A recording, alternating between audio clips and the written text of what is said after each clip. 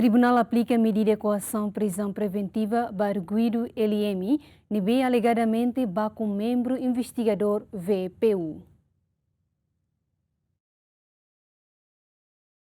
Tribunal Judicial Primeira Instância de Quintane realiza processo primeiro interrogatório para crime obstrução público, nebe alegadamente comete o arguidu LM e a unidade pessoal vulnerável que VPU e a comando município de Li. E o processo primeiro interrogatório, Tribunal ronda uluk declaração o arguidu, foi Tribunal continua quedas ba a alegação. E a alegação do Ministério Público husuba Tribunal atu aplica medida coação prisão preventiva ba arguidu, no bele continua o processo de investigação ba caso Enquanto parte de defesa o Tribunal atu aplica apresentação periódica ba arguidu. Foi em parte outro Tribunal hatunda espaço de aplica prisão preventiva ba arguidu LM, no arguidu labela perturba processo de investigação do irmão. Defensor Público Anselmo Pinto Acara nebe foi assistência ba arguidu hateten, nesse halo recurso de contesta de espaço Tribunal nian. O Tribunal aplica a medida de coação prisão preventiva,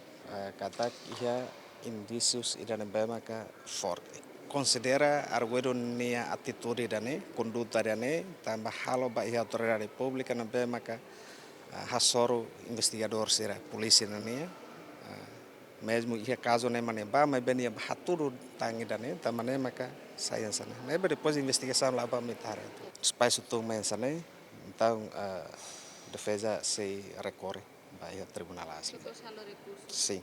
Tuir cronologia segunda Polícia Serviço de Investigação Criminal Dom Alesso, bafote arguidu LM e a residência, atu submete a processo de investigação, também alegadamente arguidu hal abuso sexual hasoro ni oan hoidade sano recém lima, mas beto ia comando município de Li, investigador sira halo investigação ba arguidu, e nebe arguidu halo queda ação hasoro investigador sira, no baku mos computador balung e a sala investigação comando município de Li.